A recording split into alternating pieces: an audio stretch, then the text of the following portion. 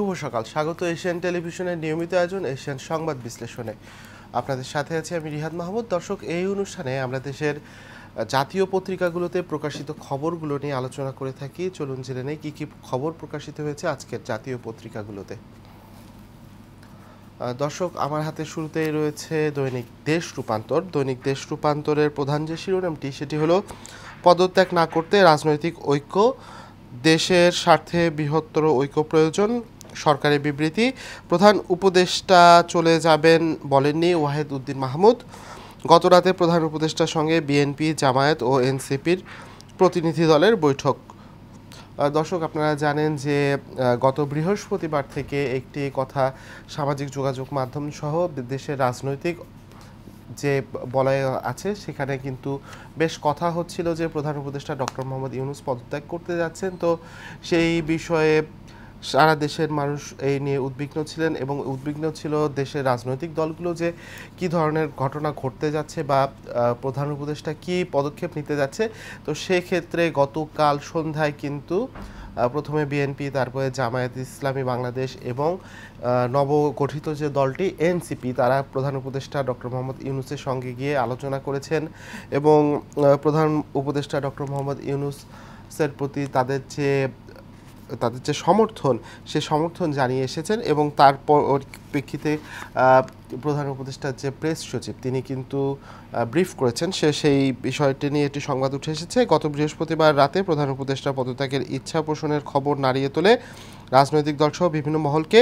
সাধারণ মানুষও ভাবতে থাকে দেশের ক্রান্তিকাল কি শুরু হতে যাচ্ছে। এ নিয়ে দেশে বিদেশে শুরু হয় নানা আলোচনা। গত দুদিনের রাজনৈতিক দলসহ বিভিন্ন মহল থেকে পদত্যাগ না করার অনুরোধ আসতে থাকে।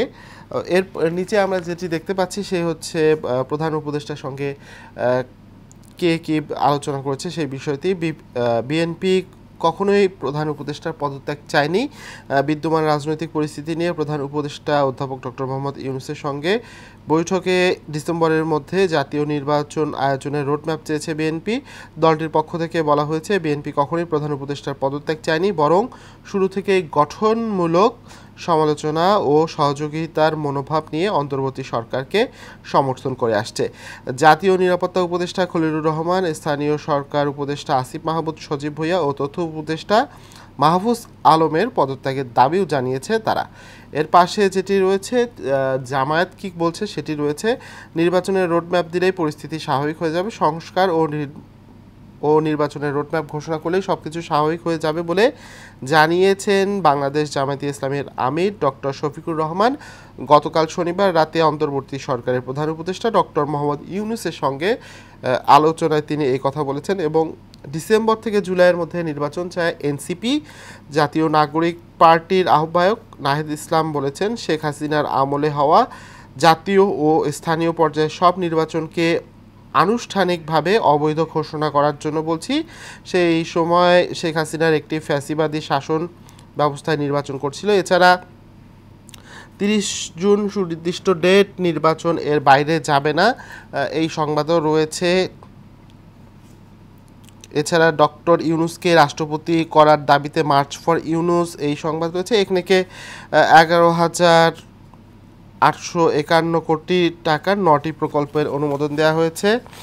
দর্শক, এছাড়া আজ কিন্তু জাতীয় কবি কাজী নজরুল ইসলামের জন্মদিন। এই সংক্রান্ত সংবাদও কিন্তু সব জাতীয় পত্রিকায় উঠে এসেছে। দর্শক, আমরা একটু জাতীয় কবি কাজী নজরুল ইসলামের জীবনী নিয়ে একটু আলোচনা করতে চাই।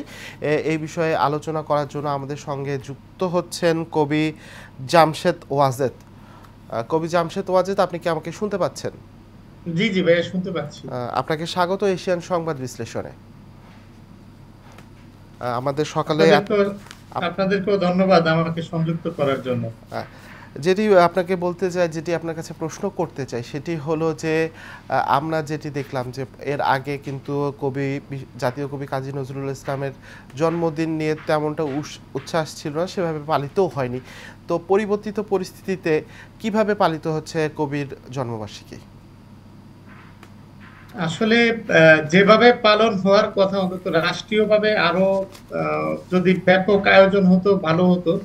অর্থাৎ এখন যে আয়োজনটা হচ্ছে সেটা হচ্ছে নজরুল ইনস্টিটিউট একটি অনুষ্ঠান করতেছে, যেটা কুমিল্লাতে আজকে সকালবেলা, আমি যেটা জানি। আর বাংলা একাডেমি একটি আজকে বিকেল 4টায় তাদের অডিটোরিয়ামে, নিজস্ব অডিটোরিয়ামে একটি আয়োজন করেছে, যেখানে আমিও অতিথি হিসাবে ইনভাইটেড, নিমন্ত্রণ পেয়েছি। আর এমনিতে হচ্ছে বিভিন্ন সংগঠন, সাংস্কৃতিক এবং সামাজিক সংগঠনগুলো তাদের নিজ নিজ দায়িত্ব থেকে আহ, আজকে নজরুলের জন্মদিনটি পালন করছে। কিন্তু আমি বলতে চাচ্ছিলাম যে এটা আরো ব্যাপক, অর্থাৎ নজরুল হলো জনগণের কবি। আপনারা দেখেছেন গত জুলাই বিপ্লবে তার গান কারার ওই লৌহ কপাট কিংবা আরো অন্যান্য যে গানগুলো নিয়ে মূলত ছাত্ররা রাস্তায় যে মানে তাদের প্রেরণার উৎস কিন্তু নজরুল ছিল। অর্থাৎ আমাদের যাপিত জীবনে নজরুলের অপরিহার্যতা উঠে আসে এই জুলাই বিপ্লবের মাধ্যমে, আমরা বিষয়টি পরিলক্ষিত হয় আমাদের। তো আমি চেয়েছিলাম যে আসলে আরো ব্যাপকভাবে নজরুলের জন্মদিনটি পালন করা উচিত ছিল। শুধুমাত্র দু চারটি সংগঠন, যদিও এগুলো সংস্কৃতি মন্ত্রণালয়ের আন্ডারে, তাদের নিয়ন্ত্রিত সংস্থাগুলি আয়োজন করছে, বা ব্যক্তিকেন্দ্রিক কিছু সংগঠন আয়োজন করছে, কিন্তু আরো ব্যাপকভাবে জাতীয় কবির জন্মদিনটি পালন করলে আমার মনে হচ্ছে যে আরো ভালো হতো। কবি জামশেদ ওয়াজিদ, আপনার কাছে আরেকটি জিনিস জানতে চাই যে এই জাতীয় কবির যে লেখনী, তা আমাদের জাতীয় জীবনে বা ব্যক্তি জীবনে কিভাবে প্রভাব ফেলে? ব্যক্তি জীবনে প্রভাবের বিষয়টি হচ্ছে কি, আমরা যদি বলি নজরুলকে আমরা সূর্যের সাথে তুলনা করতে পারি, আমাদের আহ, সংস্কৃতির সাথে, ধর্মের সাথে। তারপরে আমাদের যদি বলি যে শিশু সাহিত্য থেকে উদ্ধৃতি দিয়ে যদি আমরা একদম আহ, রাষ্ট্রীয় জীবন পর্যন্ত আমরা দেখতে চাই, সেই আমি হব সকালবেলার পাখি যে কবিতার মাধ্যমে একটি শিশু নজরুলকে ধারণ করে পরবর্তীতে এসে সংগ্রামে, সংশয়ে, সর্বখানে আমরা কিন্তু নজরুলকে পাই। শুধু তাই নয়, আমাদের সংস্কৃতি জীবনে আমাদের যে গুরুত্বপূর্ণ দুটি ঈদ আছে, কোরবানি নিয়ে নজরুলের লেখা আছে। তারপর তার তো রমজান নিয়ে যে গানটা, রমজানের রোজার শেষে এলো খুশির ঈদ, সেই গান ছাড়া মনে হচ্ছে যে আমাদের বাঙালি জীবনে ঈদই আসে না। তো এই সবকিছু মিলিয়ে, তাছাড়া তার যে সৈনিক জীবন বা সবকিছু মিলিয়ে আমরা যদি বলি যে নজরুল একমাত্র ব্যক্তি যে বাঙালির জীবন আচরণের সাথে মিশে থাকা এক কবির নাম হচ্ছে কবি নজরুল। এবং নজরুল বিহীন বাঙালির জীবন শূন্য, আমি মনে করি। আচ্ছা, আপনার কাছে আরেকটি জিনিস জানতে চাই, এই জাতীয় কবি নজরুলকে আমাদের ভিতরে ধারণ করতে কি কি করা উচিত, আর জাতীয় কবি হিসেবে আমরা কি তাকে পর্যাপ্ত মর্যাদাটুকু দিতে পেরেছি কিনা? আমরা আসলে যতটুকু সীমাবদ্ধ রেখেছি সেটা হচ্ছে যে নজরুল ইনস্টিটিউটের মাধ্যমে কিছু কার্যক্রম নেওয়া হয়, সেটা সংস্কৃতি মন্ত্রণালয়ের আন্ডারে। কিন্তু আমার কথা হচ্ছে যে নজরুলের যে আহ, শিশু সাহিত্য গুলো আছে, সেগুলো যদি আমাদের পাঠ্য বইতে আরো প্রতিটা শ্রেণীতে যদি দেওয়া হতো তাহলে ভালো হতো। এখন কয়েকটি শ্রেণীতে আছে, কিন্তু ওইভাবে ব্যাপকভাবে কিন্তু নাই। আর তাছাড়া তার শুধুমাত্র যে জন্মদিন কেন্দ্রিক যে আমরা একদিন বিশেষভাবে আয়োজন করব, তাকে কিন্তু না। জন্ম মৃত্যু দিন ছাড়াও অন্যান্য সময়ে আমরা নজরুল চর্চা করতে পারি। আমাদের যে পাঠাগার গুলো আছে রাষ্ট্রীয়ভাবে, সেই পাঠাগার গুলোতে শুধুমাত্র নজরুল কর্নার নামে নজরুলের বইগুলো, নজরুলের সমগ্রগুলো যদি থাকে, তাহলে আমার মনে হচ্ছে যে আমাদের যে পরবর্তী প্রজন্ম আছে তারা নজরুলকে ধারণ করতে পারবে এবং বহন করে নিয়ে যেতে পারবে। সুতরাং শুধুমাত্র একটি বিশেষ দিনকে কেন্দ্র করে নজরুলকে ধারণ করা আসলে একটি জাতির জন্য খুব কঠিন আমার হিসাবে, কারণ তাতে একজন কবিকে পূর্ণাঙ্গ মর্যাদা দেওয়া হয় না। আচ্ছা, আরেকটি জিনিস জানতে চাই যে নজরুলের চর্চার যে সীমাবদ্ধতা রয়ে গেছে, এটি কেন হলো? নজরুল তো আমাদের জাতীয় কবি, তার চর্চা তো আরো বিশাল আকারে হতে পারতো আমাদের দেশে, সেটি কেন হলো না? চর্চার বিষয়টা আসলে পঠন পাঠনের বিষয়টা সম্পূর্ণ একটু ব্যতিক্রম। সেটা হচ্ছে সবসময় সমাজের পঠন পাঠনের লোক একটু কমই থাকে। তো যারা একান্তই নিজস্ব প্রয়োজনে যে মনে করেন যে আমি নজরুলকে ধারণ করি, আমি অমুক করি, যেহেতু আমি তাকে তার সমগ্র পর্ব, তার কবিতাগুলো পড়ব, তার প্রবন্ধগুলো পড়ব, এটা একান্তই ব্যক্তি কেন্দ্রিক। কিন্তু রাষ্ট্রীয়ভাবে এই বিষয়টা যদি রাষ্ট্র জনগণকে উৎফুল্ল করত, প্রতিটি বিশ্ববিদ্যালয়, প্রতিটি স্কুলে, প্রতিটি কলেজে যদি আমরা তার জন্য আলাদা একটা পাঠাগারের ব্যবস্থা থাকতো বা পাঠাগারে তার বিশেষ আয়োজন থাকতো, তাহলে মনে হচ্ছে নজরুলকে আমরা আরো বেশি ধারণ করতে পারতাম, আরো বেশি স্মরণ করতে পারতাম। আপনাকে অসংখ্য ধন্যবাদ আমাদের সঙ্গে যুক্ত হওয়ার জন্য, এবং আপনার কাছ থেকে আমরা অনেক কিছু জানতে পেরেছি। এর জন্য আপনাকে অসংখ্য ধন্যবাদ কবি জামশেদ ওয়াজেদ। চলুন জেনে নিই তারা কি কি সংবাদ প্রকাশ করেছে। এখন আমার হাতে রয়েছে দৈনিক যুগান্তর। দৈনিক যুগান্তরেরও প্রধান যে শিরোনাম সেটি হলো প্রধান উপদেষ্টার সঙ্গে 3 দলের পৃথক বৈঠক, কাটবে কি দুর্যোগের কালো মেঘ। দর্শক, গতকাল যে বৈঠকটি প্রধান উপদেষ্টার সঙ্গে যে 3টি দল করেছে সেই বিষয়েই তা যুগান্তরও প্রধান শিরোনাম করেছে, এবং এখানে বলা হয়েছে যে ডিসেম্বরের মধ্যে নির্বাচন ও 3 উপদেষ্টার পদত্যাগ দাবি করেছে বিএনপি, সেটি রয়েছে। জামায়াত বলেছে নির্বাচন ও সংস্কারের রোডম্যাপ ঘোষণা করলেই অস্থিরতা কেটে যাবে, এবং এনসিপি বলেছে হাসিনা আমলের সব নির্বাচন অবৈধ ঘোষণা সহ 5 দাবি তারা জানিয়েছে। প্রেস সচিব বলছে নির্বাচন কোনোভাবেই 30 জুনের পরে যাবে না। এই সংক্রান্ত সংবাদ রয়েছে। পাশে আরেকটি সংবাদ আমরা দেখতে পাচ্ছি, সেটি হলো উপদেষ্টা পরিষদের বৈঠক, দায়িত্ব পালনে বাধা দিলে জনগণকে জানিয়ে পদক্ষেপ। দর্শক, গতকাল কিন্তু প্রধান উপদেষ্টার নেতৃত্বে একনেক সভা হয়েছিল, বিশেষ একনেক সভা হয়েছিল। সেই একনেক সভার পর কিন্তু উপদেষ্টা পরিষদ রুদ্ধদ্বার বৈঠকে বসে, এবং সেই বৈঠকের সিদ্ধান্ত এখানে এসেছে, সেটি হচ্ছে দায়িত্ব পালনে বাধা দিলে জনগণকে জানিয়ে পদক্ষেপ নেওয়া হবে। পদত্যাগ করছেন না ডক্টর মোহাম্মদ ইউনূস। মূল লক্ষ্য নির্বাচন, বিচার ও সংস্কার এগিয়ে নিয়ে যাওয়া। পরাজিত শক্তির ইন্ধন এবং বিদেশিদের ষড়যন্ত্র আছে। স্বৈরাচারের আগমন চিরতরে প্রতিহত করতে বৃহত্তর ঐক্য। এই যৌথ সভায় যে এই সিদ্ধান্ত হয়েছে সেই বিষয়ে সংবাদটি এটি। এছাড়া আরেকটি সংবাদ রয়েছে এখানে, হচ্ছে আজ জাতীয় কবির 126তম জন্মবার্ষিকী, দ্রোহ প্রেম ও বিপ্লব চেতনার কবি কাজী নজরুল ইসলাম, আজ তার 126তম জন্মবার্ষিকী, সেই সংবাদটি রয়েছে। এছাড়া চাংখারপুলে হত্যাকাণ্ডের মামলায় চার্জ গঠন, গুলির নির্দেশদাতা হাসিনা, আন্তর্জাতিক অপরাধ ট্রাইব্যুনাল আশুলিয়ায় লাশ পোড়ানোর মামলার তদন্ত প্রতিবেদনও দাখিল আজ। জুলাই অভ্যর্থনের সময় রাজধানীর চাংখারপুল এলাকায় সংগঠিত মানবতা বিরোধী অপরাধ মামলায় আনুষ্ঠানিক অভিযোগের প্রস্তুত করা হয়েছে প্রসিকিউশনের পক্ষ থেকে। আন্তর্জাতিক অপরাধ ট্রাইব্যুনাল আজ ফরমাল চার্জ দাখিল করার কথা রয়েছে। 5 আগস্টের পর পুনর্গঠিত ট্রাইব্যুনালে এটি প্রথম ফরমাল চার্জ। সাবেক প্রধানমন্ত্রী শেখ হাসিনা, সাবেক সড়ক পরিবহন ও সেতু মন্ত্রী ওবায়দুল কাদের, সাবেক স্বরাষ্ট্রমন্ত্রী আসাদুজ্জামান খান কামাল, সাবেক আইজিপি চৌধুরী আবদুল্লাহ আল মামুনের বিরুদ্ধে চাংখারপুলে হত্যাকাণ্ডের নির্দেশদাতা হিসেবে চিহ্নিত হয়েছেন। আরেকটি সংবাদ রয়েছে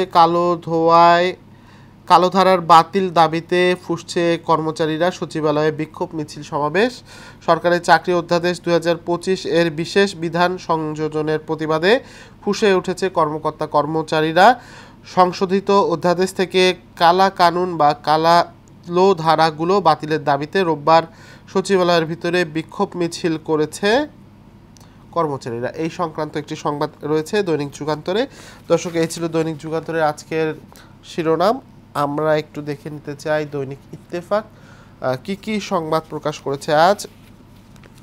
দৈনিক ইত্তেফাকেও দেখা যাচ্ছে প্রধান শিরোনামটি হয়েছে প্রধান উপদেষ্টার সঙ্গে 3 যে বড় রাজনৈতিক দল বাংলাদেশে তারা যে গতকাল বৈঠক করেছে সেই বৈঠকে কি কি আলোচনা হয়েছে সেটি উঠে এসেছে দৈনিক ইত্তেফাকেও। প্রধান উপদেষ্টার সঙ্গে 3 দলের বৈঠক, ডিসেম্বরের মধ্যে নির্বাচনের রোডম্যাপ ও 3 উপদেষ্টার অপসারণ দাবি বিএনপির, সংস্কার না করে নির্বাচন গ্রহণযোগ্য হবে না জামায়াত, আওয়ামী লীগের সব নির্বাচন বাতিল, ইসি পুনর্গঠন ও আগে স্থানীয় নির্বাচন চায় এনসিপি।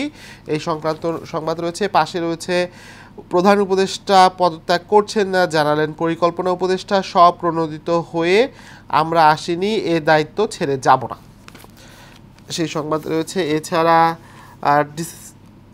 উপদেষ্টা পরিষদের বিবৃতি, দায়িত্ব পালন অসম্ভব করে তুললে জনসম্মুখে সব জানিয়ে সিদ্ধান্ত নেবে সরকার, এবং ডিসেম্বর থেকে জুনের মধ্যে নির্বাচন, প্রেস সচিবের ব্রিফিং। আন্তর্জাতিক চাপে লন্ডনে সম্পদ জব্দ, গভর্নর বিচার শেষে ফেরত আসতে পারে এসব সম্পদ। বাংলাদেশ ব্যাংকের governor doctor Ahsan H Mansur জানিয়েছেন দেশের বাইরে অর্থ পাচার ও তা ফেরত আনার বিষয়ে আন্তর্জাতিক অঙ্গনে এখন জোর আলোচনা চলছে। এরই পরিপ্রেক্ষিতে যুক্তরাজ্যের লন্ডনে কিছু বাংলাদেশি মালিকানাধীন বিপুল সম্পদ জব্দের ঘটনা ঘটেছে। এই ছিল আজকের ইত্তেফাকের প্রধান শিরোনামগুলো। আমরা এখন একটু দৈনিক প্রথম আলো কী সংবাদ প্রকাশ করেছে তা জেনে নেব। দৈনিক প্রথম আলোরও আমরা দেখতে পাচ্ছি, দায়িত্ব পালন অসম্ভব করা হলে জনগণকে সঙ্গে নিয়ে সিদ্ধান্ত, উপদেষ্টা পরিষদের বিবৃতি। একনেক সভা শেষে উপদেষ্টা পরিষদের অনির্ধারিত বৈঠকে নির্বাচন সংস্কার ও বিচার বিষয়ে বিস্তারিত আলোচনা হয়। এর পাশে রয়েছে সংবাদ সম্মেলনে এনসিপি বিচার ও সংস্কার ও নির্বাচনের রোডম্যাপ একসঙ্গে হোক, সংস্কার ও বিচার অব্যাহত রেখেই নির্বাচনের রোডম্যাপ চায় বিএনপি। মানুষের জীবন জীবিকা উন্নত করার বাজেট করেছি, বিশেষ সাক্ষাৎকার দিয়েছেন সালেউদ্দিন আহমেদ। 2025-26 অর্থবছরে বাজেট ঘোষণা করা হবে 2 জুন। বাজেট সামনে রেখে সার্বিক অর্থনীতি, ব্যাংক খাত, পুঁজিবাজার, এনবিআর পরিস্থিতি ইত্যাদি নিয়ে তিনি একটি সাক্ষাৎকার দিয়েছেন, সেই সাক্ষাৎকার এখানে তুলে ধরা হয়েছে। এছাড়া যেটি রয়েছে, সরকারি চাকরি অধ্যাদেশ অনুমোদনের প্রতিবাদে সচিবালয়ে বিক্ষোভ হয়েছে। সরকারি চাকরি সংশোধন অধ্যাদেশ 2025-এর খসড়া অনুমোদনের প্রতিবাদে সচিবালয়ের ভিতরে বিক্ষোভ মিছিল করেছে বাংলাদেশ সচিবালয় কর্মকর্তা কর্মচারী সংযুক্ত পরিষদ। নিবর্তনমূলক ও কালাকানুন আখ্যায়িত করে এই অধ্যাদেশ প্রত্যাহারের দাবি জানিয়েছে সংগঠনটি। এছাড়া লন্ডনের সালমানের ছেলে ও ভাতিজার সম্পদ জব্দ, গার্ডিয়ানের প্রতিবেদন। জব্দে সম্পদের মূল্য প্রায় 1479 কোটি টাকা। তারা লন্ডনে ওই সম্পদ বিক্রি করতে পারবেন না। এই সংবাদটি রয়েছে দৈনিক প্রথম আলোতে। দর্শক, এই ছিল দৈনিক প্রথম আলোর আজকের সংবাদ। আমরা একটু দৈনিক বাংলাদেশ প্রতিদিন কি সংবাদ প্রকাশ করেছে তা দেখতে চাই। দৈনিক বাংলাদেশ প্রতিদিনের যে প্রধান শিরোনাম সেটি হয়েছে, পদত্যাগ করছেন না ডক্টর ইউনূস। এছাড়া উপদেষ্টা পরিষদের বৈঠকে নানা আলোচনা, জাতীয় সরকার গঠন ও উপদেষ্টা পরিষদ পুনর্গঠন নিয়ে ভাবনা করা হয়েছে। নির্বাচন প্রসঙ্গে আগের অবস্থানে প্রধান উপদেষ্টা, আসিফ ও মাহফুজকে এনসিপির সঙ্গে সম্পর্ক না রাখার পরামর্শ, দায়িত্ব পালন অসম্ভব করে তুললে সিদ্ধান্ত নেবে সরকার, সে বিষয়ে একটি বিবৃতি দেওয়া হয়েছে এবং 30 জুনের মধ্যে নির্বাচন হবে, প্রেস সচিব তিনি বলেছেন। এছাড়া আজও রাজনৈতিক দলের সঙ্গে বৈঠকে বসবেন ডক্টর ইউনূস। দেশে চলমান রাজনৈতিক পরিস্থিতির অস্থিরতা পরিপ্রেক্ষিতে গতকাল বিএনপি, জামায়াত ও জাতীয় নাগরিক পার্টির সঙ্গে বৈঠকের পর আজ বেশ কয়েকটি রাজনৈতিক দলের সঙ্গে আলোচনায় বসবেন প্রধান উপদেষ্টা অধ্যাপক ডক্টর মোহাম্মদ ইউনূস। প্রধান উপদেষ্টার উপপ্রেস সচিব আবুল কালাম আজাদ মজুমদার এই তথ্য নিশ্চিত করেছেন। গতকাল সন্ধ্যায় তিনি বাংলাদেশ প্রতিদিনকে জানিয়েছেন, প্রধান উপদেষ্টা সরকারি বাসভবন যমুনায় বিকেল থেকে এই বৈঠক শুরু হতে পারে। সর্বদলীয় বৈঠক হবে কিনা জানতে চাইলে তিনি বলেন, এমন সিদ্ধান্ত হয়নি। এছাড়া দুশ্চিন্তায় প্রশাসন, যাকে তাকে দোষর ট্যাগ দিয়ে বিরক্ত অনেকে, বাড়তি নিরাপত্তা সেনাবাহিনীর এবং সালমানের ছেলে ভাতিজার সম্পদ যুক্তরাষ্ট্রে জব্দ করা হয়েছে, এই সংবাদ রয়েছে। দর্শক, এই ছিল দৈনিক বাংলাদেশ প্রতিদিনের আজকের সংবাদ। আজকের বেশিরভাগ পত্রিকারই প্রধান যে শিরোনামটি সেটি হচ্ছে, গতকাল প্রধান উপদেষ্টা ডক্টর মোহাম্মদ ইউনূসের সঙ্গে 3টি রাজনৈতিক দলের বৈঠক এবং উপদেষ্টা পরিষদের অনির্ধারিত বৈঠকে বেশ কিছু সিদ্ধান্ত এসেছে, তাও প্রকাশিত হয়েছে বেশ জোর দিয়ে। এছাড়া জাতীয় কবি কাজী নজরুল ইসলামের আজ জন্মবার্ষিকী, সেই সংবাদটিও সকল পত্রিকায় উল্লেখযোগ্যভাবে এসেছে। দর্শক, এশিয়ান সংবাদ বিশ্লেষণ আজ এ পর্যন্তই। আগামীকাল একই সময়ে দেখা হবে। ততক্ষণ সবাই সুস্থ থাকুন, ভালো থাকুন, এশিয়ান টেলিভিশনের সঙ্গে থাকুন।